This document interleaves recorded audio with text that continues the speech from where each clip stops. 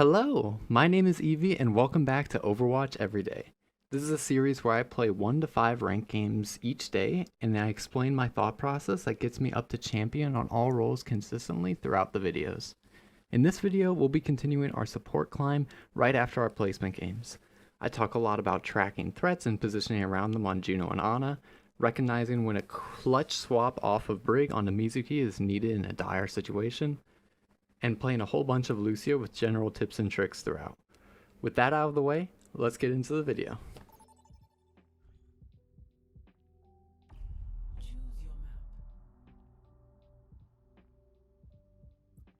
Here, loading onto our map selections, Shambali, Midtown, and New Queen Street. I'm pretty happy with all of these. I'd prefer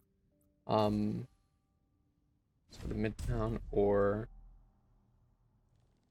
Shambali, but New Queen Street is definitely fine. I think it depends on what our team wants to play.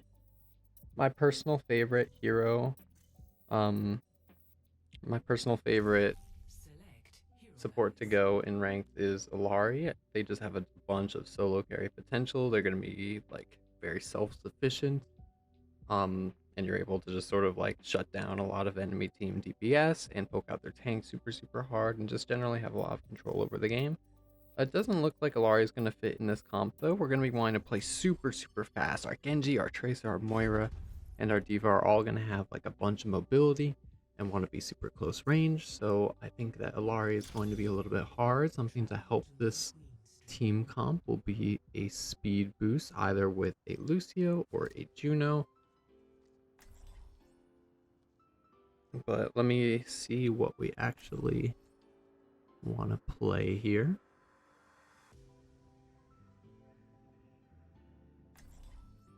So we have Diva, Tracer, yep, exactly what we hovered in the ban phase. So with this, I'm probably going to be going Lucio, making sure that my controls are set beforehand. They are not. Okay. Hold up now. No. That's my Kiriko controls. Setting custom controls for your heroes can be a very good thing to do if the standard controls are uncomfortable for you. So for me on Lucio, I like to bind my right click to jump and my down scroll to jump as well. This allows me to do this tech called B-hopping, where I'm able to keep my momentum on the ground after I gain it up through wall climbing, and right click jump means I'm just able to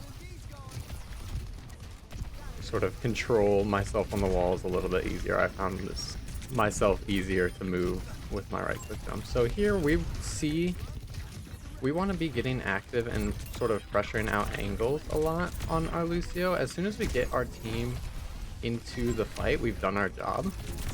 And then we're able to sort of look for our own frags, making sure that we always want to be like a choice for the enemy team.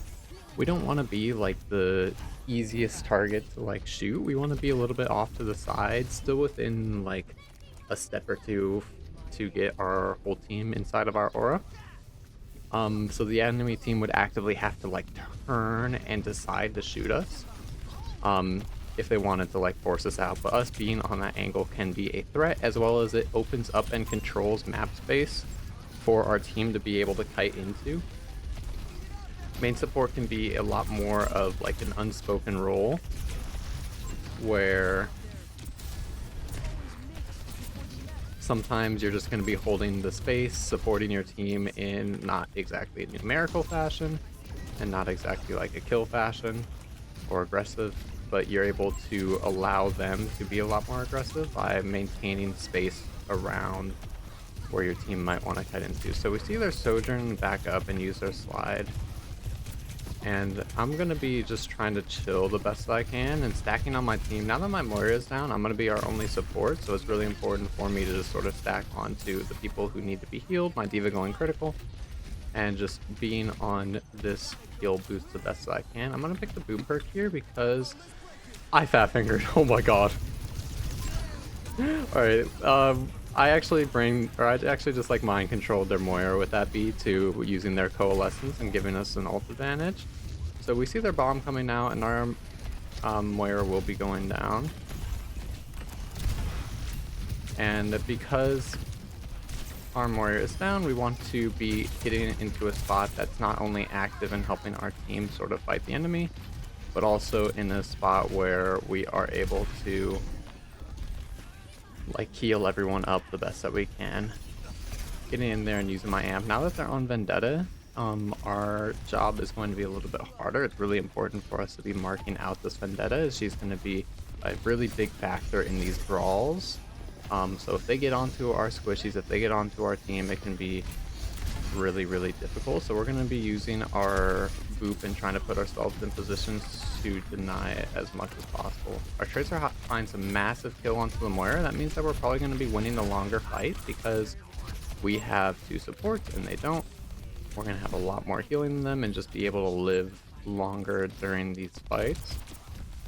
So now that we are pushing up, I'm actually going to be using one boop aggressively here and seeing if I can get them to walk onto me instead of walking onto the point, forcing that uncomfortable choice like I mentioned in the first fight.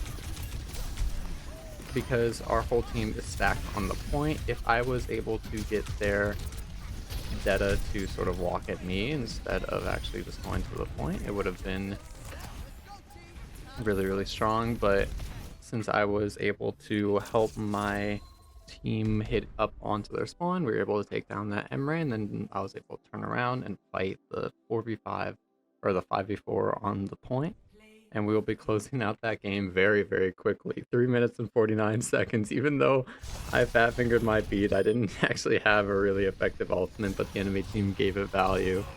Kind of a silly game to start, so I'm just gonna go right into the next one.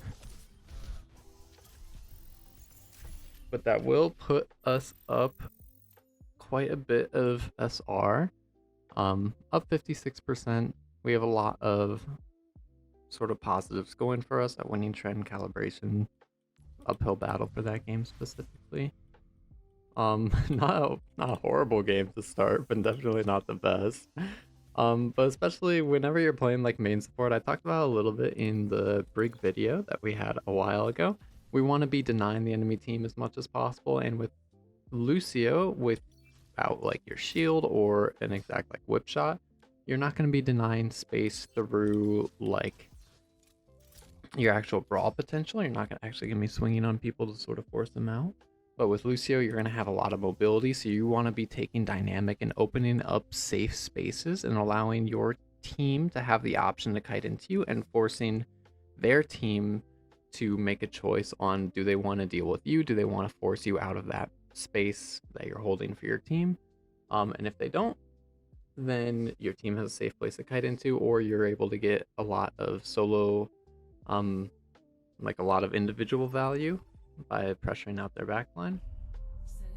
And if they try to walk at you, then just make sure that you're using your mobility or using your survivability to live their hit onto you. So King's Row is an option on the map, so I think that we all know what map is coming. Select your hero. With King's Row,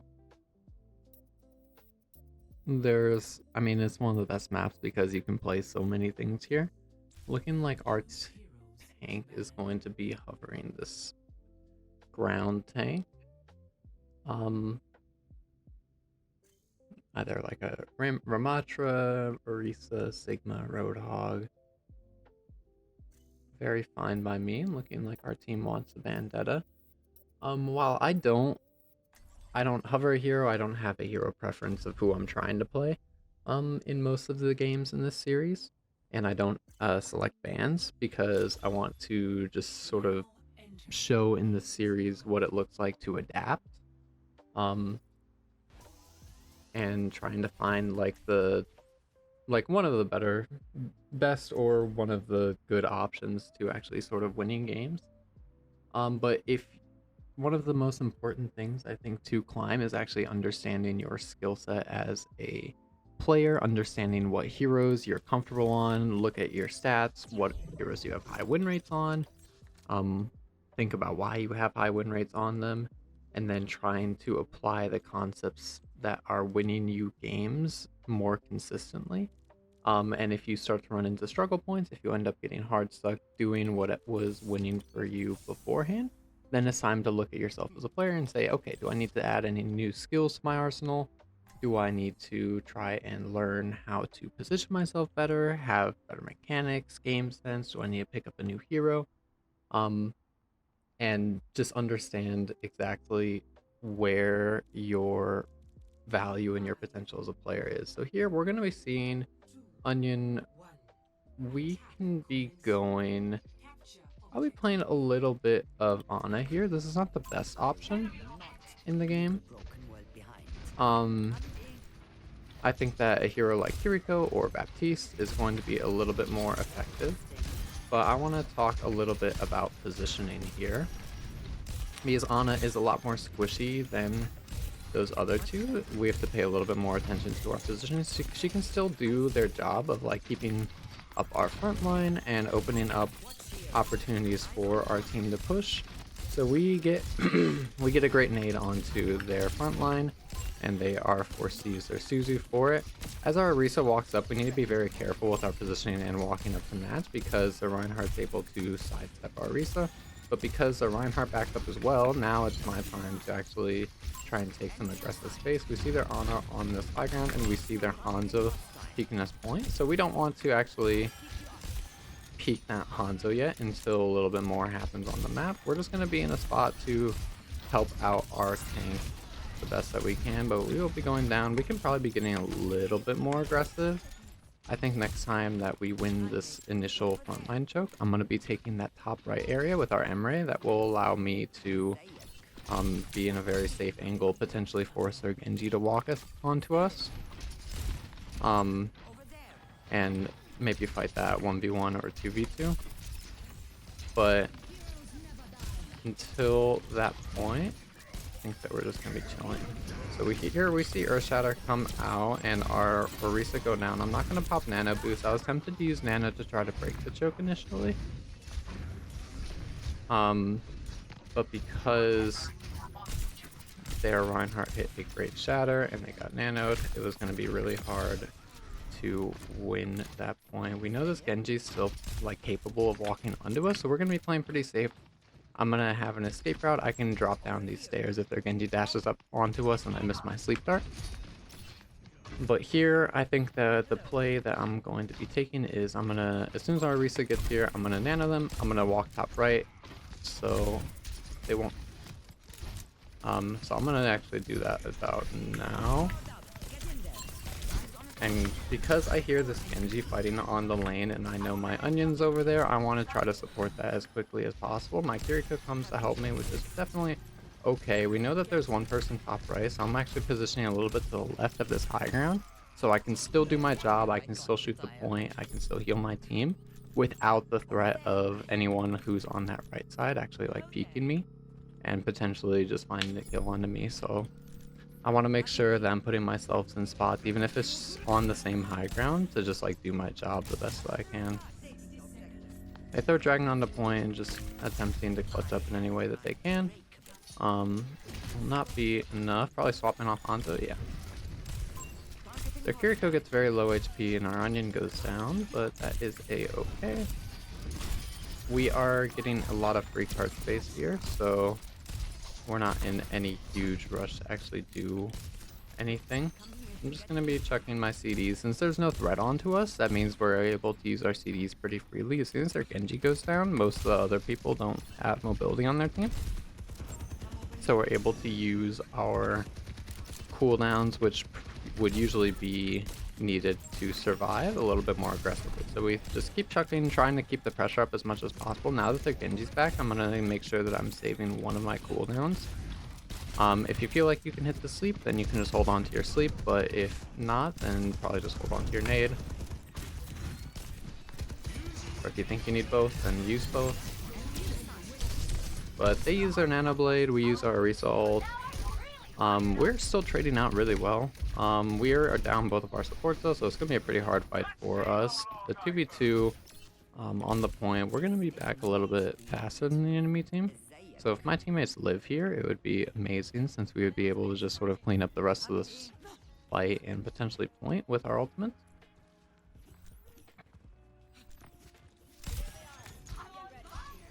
Now Genji's right side on our Omre, and it looks like our Kiriko's going over to them. So I'm going to be ready to care our main as our Kiriko goes to help our core, and we know that our Emre is safe because we cleared out that Genji on right lane. I'm actually going to take a little bit of an aggressive angle and try to bait them onto me. Just trying to be a real nuisance here. They use Shatter on front line, so I'm going to... I actually should have probably stayed main. Whenever there's like a bunch of ults in a fight, staying main generally is going to be a pretty good thing to do, especially on Ana, because you're going to need LOS on your team to actually get your nano off. Looking for those flank nade plays can be really strong, but you need to be tracking and understanding like when you're needed on the front line. I definitely was needed on the front line there. So I should not have gone for that left side area. I shouldn't have gone for that flank, because if I was able to chill main, then I could have nano boosted anyone on who got knocked down by the shatter. So here, I think that I'm probably just going to open up by nanoing my Orisa once more. They're a little bit scared. I kind of want to make something happen, so as soon as this anti is over, I'm just nanoing them. I'm going to take this right side with my speed boost perk. Because I know that my Orisa is likely to push into that sort of mega room, I'm going to create like a pinch with my own abilities, because they don't have the survivability to actually like kill me there. Is going to force that choice that we talked a little bit about on main support. And since we have ult advantage, even if I get traded out there, it's very likely that we would win the fight. But if we let them stabilize off of our nano step, it's very unlikely that we'd be able to win or convert that fight into a win. So Reinhardt's stepping main. I'm going to use my nade defensively on my team here, and we know that they have their Dragon Blade soon. So I'm just going to be keeping my Sleep Dart ready, just as a chance to potentially clutch up. Nano Blade is going to be a very consistent combo to win fights. They use their Nano Boost onto Reinhardt, and I do miss my sleep, but the Reinhardt gets naded and blown up by our Orisa, which is wonderful. Our Emre is popping a lot of their cooldowns. I don't really want to be on the cart because I have the headshot perk. I'm super lethal at these longer ranges.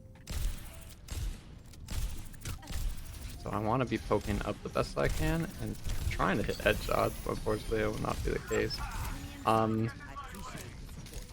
Another reason why I could poke up there is because I had both my cooldowns. I'm going to actually nano my Orisa to make sure that they live. Probably actually not the smartest nano I've ever done, because the Reinhardt had the option to just pin our Orisa off the map as they were on the ground. But the Reinhardt elected to actually just walk into our team instead.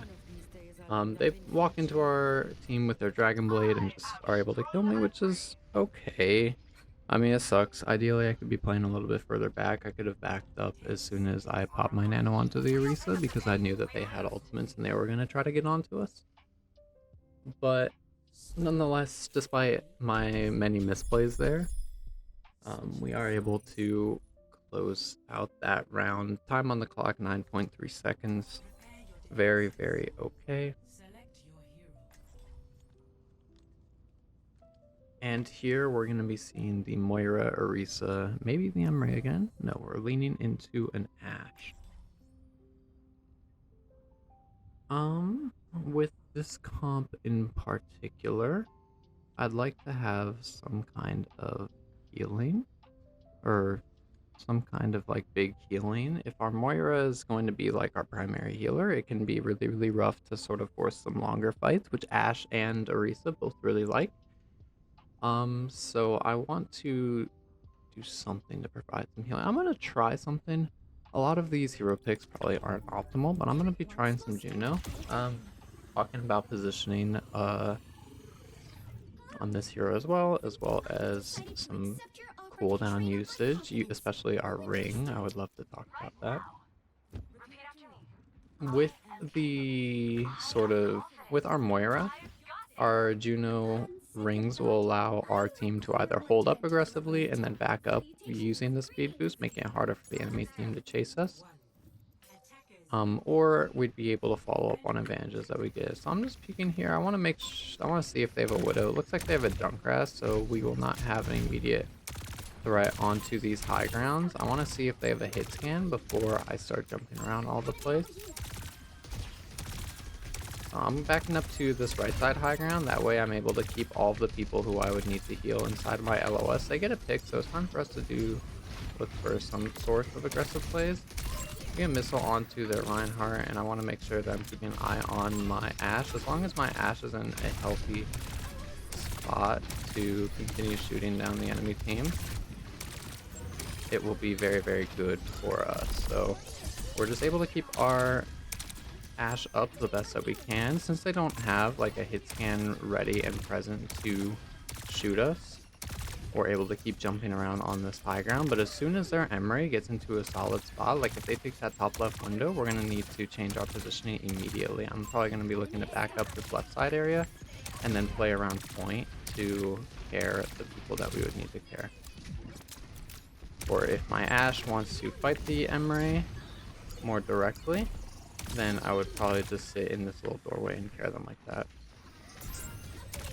Being in a spot to try to heal my Orisa a lot as they back up, occasionally glancing at my Ashe, and as I hear them fighting the Emery on left, I know that there's no hit scan available to shoot me out free, so I'm able to fly super out in the open.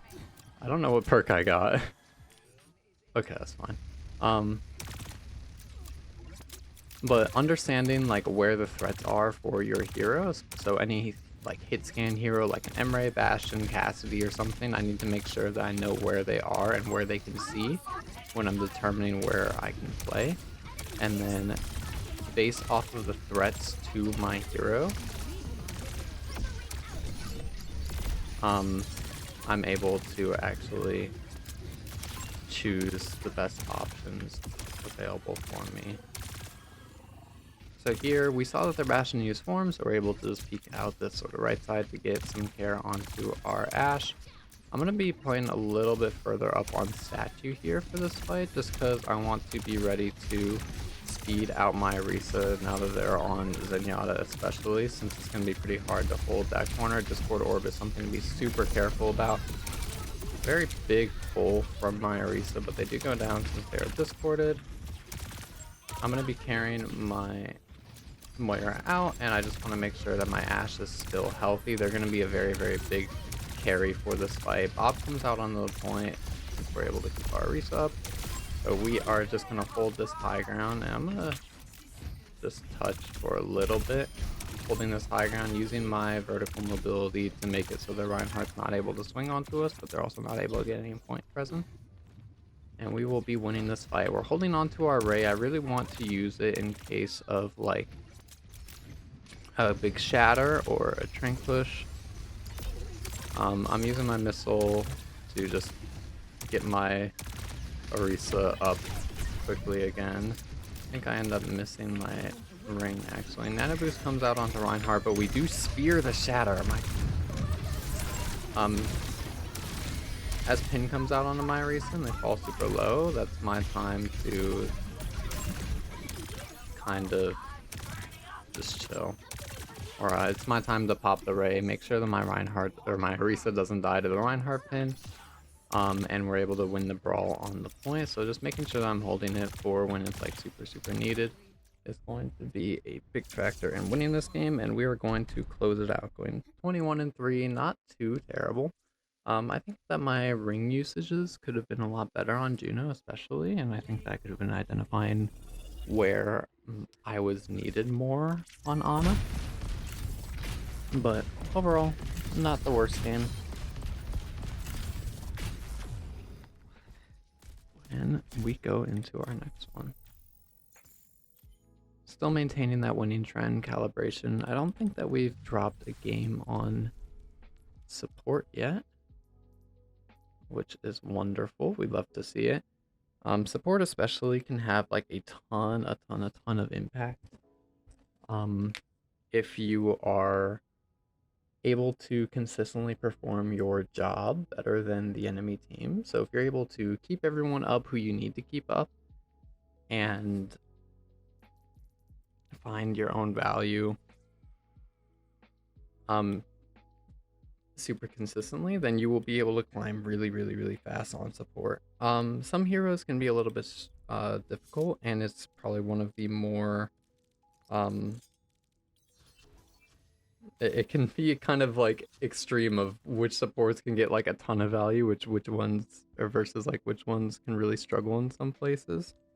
Um, but if you understand like what value your hero is providing, you're able to play to that consistently, then you are going to be able to climb. I was queuing the other day and I saw like some like Mercy solo queue player like got up to like champ 3 or champ 2, like only playing Mercy, and I thought that was like super impressive.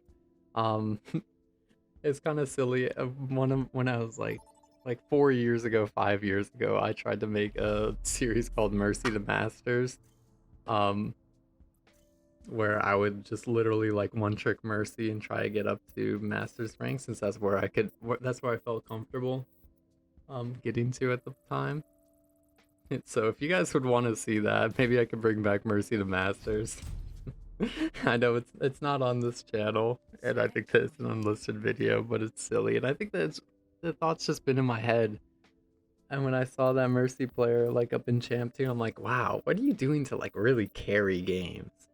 How are you like actually maintaining such a high win rate to get up to Champ 2 every game while solo queue? So I feel like it'd be a fun sort of task to figure out. I think that it would be fun to sort of like try and experiment to see how to like super duper carry games on a non-damaging hero like Mercy.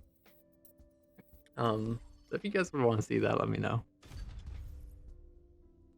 Here we see a Cassidy, Zarya, Roadhog, Widow ban. I'm okay with all those bans. I don't necessarily like playing against any of those, especially Widowmaker. We have a Diva, Juno, and Salak, Onran, and Sojourn. A lot of heroes that we could play here. We could be playing some Ana, some Baptiste, Alari, Kiriko, Mizuki, Wu Yang, Lifeweaver, Mercy. A lot of heroes are pretty viable here, I think, for this game. I'm going to go Brigitte. The idea behind Brigitte is that it's going to be a very like sort of brawly center, and I'm able to keep my Juno pretty safe, as well as provide packs to my more mobile DPS, especially that Onion. I think that making sure that we're going to be able to throw our packs into our Onion and make our Juno free to heal our Diva consistently is going to be pretty useful. So here we see our Sojourn going low and their Doomfist on main, so I want to be putting myself in a spot to make sure that this Doomfist isn't able to get immediate value or immediate hits onto our team. They have a Deta, which is very, very important to note. That's going to be the main threat that we need to be like really blocking out. Our Juno does go down to the Soldier, which really sucks. Unfortunately, our Diva is committed in and our Onion is committed in. So we're just going to do what we can here. As our Diva dies, I'm going to drop the point and just try to stall a little bit. Playing on this high ground like a child reaching for the top shelf to reach the cookie jar. Their Doomfist is not going to be able to get it onto us. But because we stall out the cart and we force their team to make an uncomfortable choice of do they want to clear the Brigitte on the point while getting shot at by our Sojourn, or do they want to just dive at the Sojourn directly. They took a little bit too long to make the choice, so we were able to turn around this fight. So I'm going to just be holding this high ground and backing up the center area because their Vendetta walks in. Whoa! Their Vendetta walks in so aggressively, I wanted to try to step onto it to clear it out, but they are able to hit their nade and their punch with Brig, since my main job is going to be basically denying the enemy team's threats as much as I can, um, it's really important to be like tracking them throughout the game and seeing like where each of them are and how they're developing in the fight. So especially with this vendetta, the main threats I need to be tracking are going to be the Doomfist, the Vendetta, and the Ana. Now the Ana might sound a little bit surprising, but with Brigitte's shield, you can actually really effectively block nades if you're tracking where the Ana's location is. And making sure that they don't get any nades off is going to lower their team's kill potential significantly. They pop Valk, and that means that they're going to have a bunch of damage ready. I'm just going to drop off this high ground. I'm actually popping Rally here. I think this might be winnable. Our Moira will go down, and I will also go down shortly after. Our overclock is popped, but it will not be enough. Only able to find our enemy team's Mercy, but that is a pretty significant. That means if we get any stagger here, then it's going to be really difficult for their team to actually stabilize and repass. So I'm actually going to take this left side, try to clear out this Doomfist, scouting where the enemy team is. Their Doomfist goes down, so now I'm just going to be playing main. Our Ana wants to be main, our Sojourn wants to be main, so I want to be in positions to deny that the best I can. Their soldier wants to walk up onto our Ana. Doing my best to keep our hazard up on the point, but unfortunately I just cannot brawl onto there. Buying some time to let our Sojourn come back into the fight and our Onion come back into the fight. We pop our Onion all, but it will not be enough, and we will be going to a third point. I think here I'm going to be looking to play Mizuki, yes, or Kiriko. I think it's Mizuki. So the idea behind Mizuki is if their Doomfist or their Vendetta ever goes in, then we are going to be able to play for our chain value. This is still going to be acting as a main support, trying to deny them as much as possible. So here their Vendetta went in a little bit too far, so we're just going to be taking this angle and throwing our chain at them, trying to deny their team as much as possible. Oh, I wanted to bounce it. Chain onto their Doomfist and trying to get out, so we're just going to chase it a little bit. I'm not committing with any jump or anything. I want to chain their Doomfist, make it harder for them to follow up. I don't have that.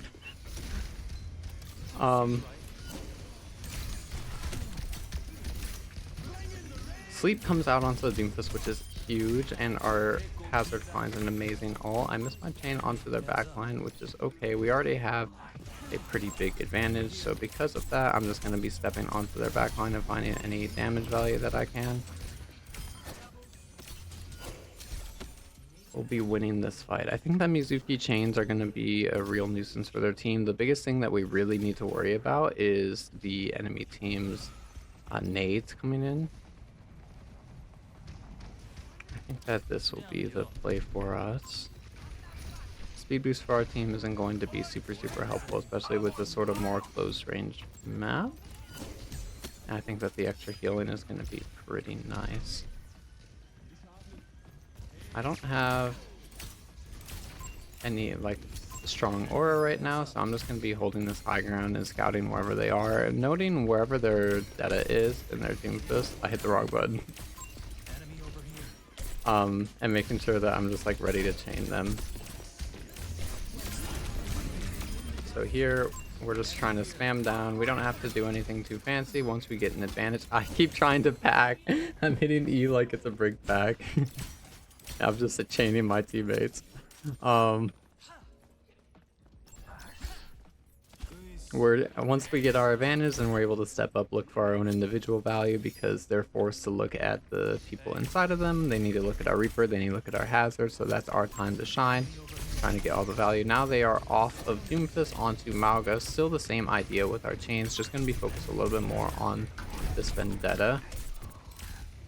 hard for me to see our hazard here. This is kind of gonna suck. Hit the chain onto the Deta inside of our team's LOS, so they will be going down. I don't have much healing, unfortunately. Their Deta's back, so I'm gonna be looking for another chain onto them in just a moment. Coming out. Actually, a chain is not going to be worth it here since our team is not in a position to follow up. So I'm actually just going to be waiting even longer. As we match Mauga, it's going to be a little bit scary here. So we hit the chain onto their Deadite once more. And we are able to win the brawl through our ultimate and the chain that we are able to hit. So I'm going to be just playing main area here. I want to keep thinking about wherever their Deta's pathing and wherever they are to try to deny them best. Maybe I could, for this upcoming fight, I could try to get a chain onto their Mauga. We hear their soldier pop ult, so I'm actually going to kite to the high ground a little bit away from... I did not mean to press that. I am so new to this hero.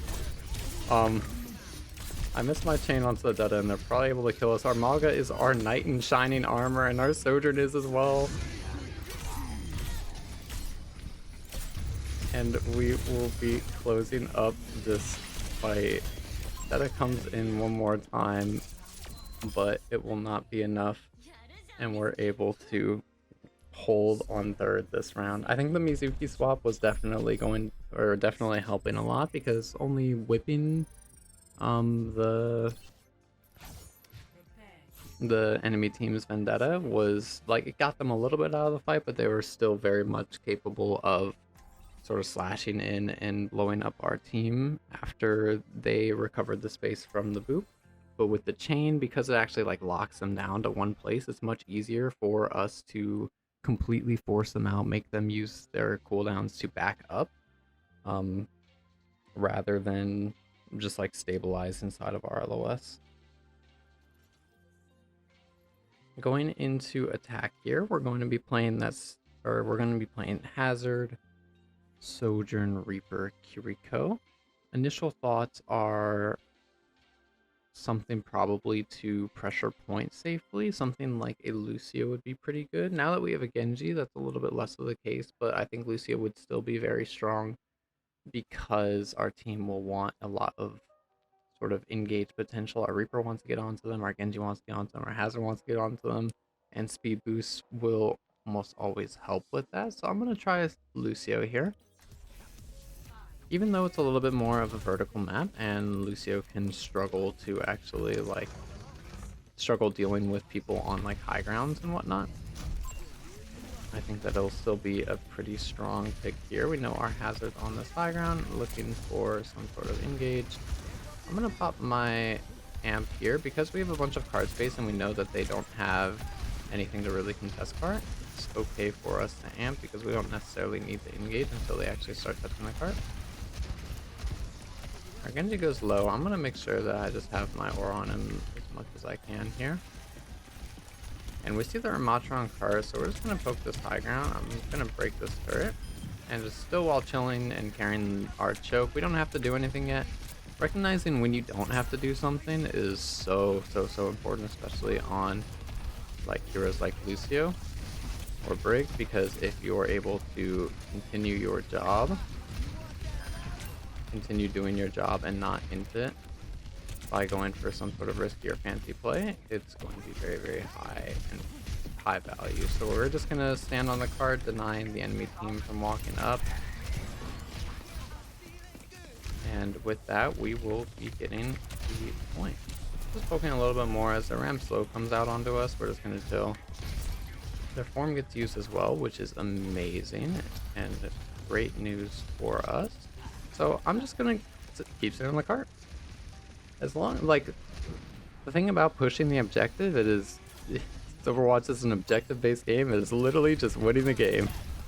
If the enemy team never stops you from contesting the cart, you just straight up win. I know it sounds forehead, but it's really awesome to, in my head, I like identifying it like that because it makes it much easier to know when I don't have to do anything. When we're winning the game, let's keep winning the game. It's awesome. I do overextend a little bit there. I think I tried to help my team walk up a bit, and then I got caught out by the enemy team's damage. So here we're gonna help our hazard get in. Because there's a lot going on the main area, I'm actually gonna pop my peak, trying to keep my hazard up as much as possible. And now that they're popping their Matra ult, I'm trying to live the best that I can. They have a lot sitting on the point, and my Reaper will go down. I think that that beat was definitely not the best. I think that I probably could have sat main and gotten a lot more value with it, getting onto more people and letting my team who was being ulted on survive. I just figured that it would be okay to sort of just try to keep my hazard up. With my hazard taking this high ground, I'm just gonna sit on the cart as they use coalescence. I'm just gonna use amp. Trying to live now the best I can. They have the advantage in this fight, so I want to make sure that I'm waiting for some sort of play so I can follow up on it. The Torb is too high HP for us to get that kill, so we're just gonna try to just chill around here. And their hazard goes in, so I turn around, I use my amp heal to keep up everyone in our team, and because I know that their hazard is too far away from their supports, who I was just poking at, we're able to super easily clean him up. Our Genji gets their deflect and dash force, but that is okay. I'm just marking out this high ground, knowing that this high ground can be a pretty big issue for my team. I just want to be making sure that their Ashe isn't able to come up here easily at all and throw some shots into the enemy team. Very important not to be like getting too greedy with our peaks, because if we do, it will be... I'm popping beat from my Mauga. Making sure that my Mauga doesn't die there is going to be like super important to win the fight, especially since we just popped Rush. Let me out. I'm out. Give me out more. Give me out more though. I'm okay.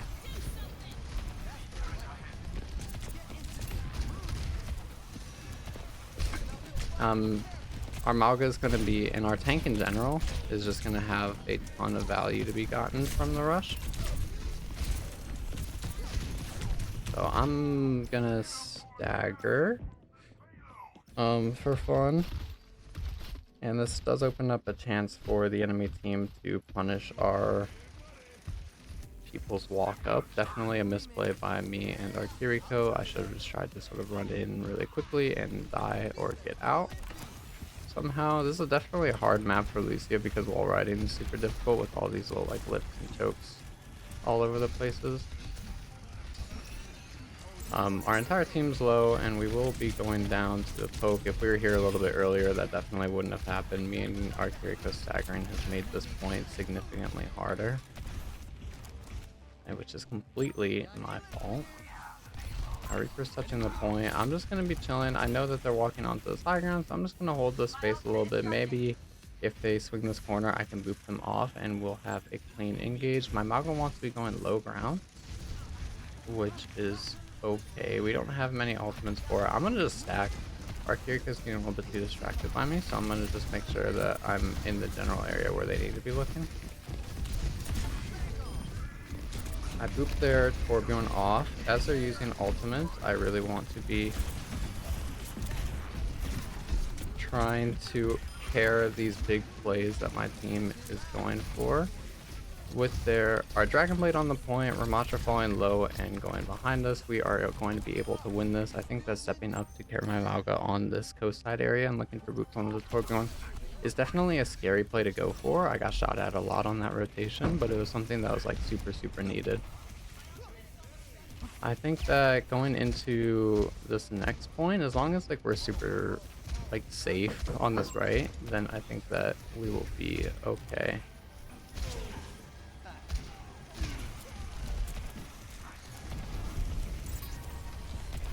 I'm chilling this main area. I can look for a beat play somewhat soon. As our Genji gets low and our Mauga pins in, I'm actually going to beat to make sure that we're alive and well to fight in this cage here. I'm just going to walk up, make sure that I'm in range for my amp heal, and then rip it, trying to make sure that I'm supporting my team the best that we can. and we will be winning this game. Going 20-5, I think that the Mizuki swap on our defense was definitely the right play, and then Lucio was more than enough to enable our team to walk up and play aggressively how they wanted to.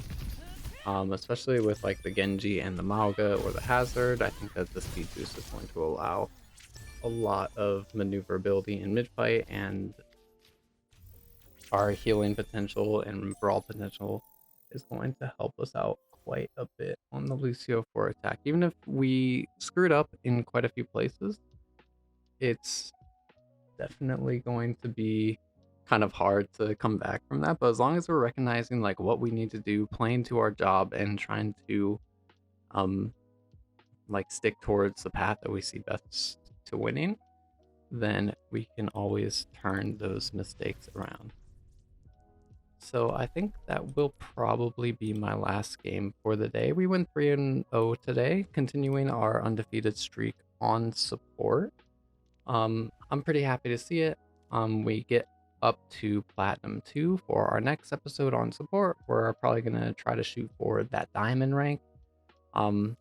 Ideally making it so that we can get all of our roles balanced out. I might upload like 2 support videos in a row, just to actually climb up. I was planning on playing a few more games today, but something did come up during that last match, so I will go handle that. But for now, that was Overwatch Everyday. Thank you guys so much for watching. I'll see y'all tomorrow. Bye bye.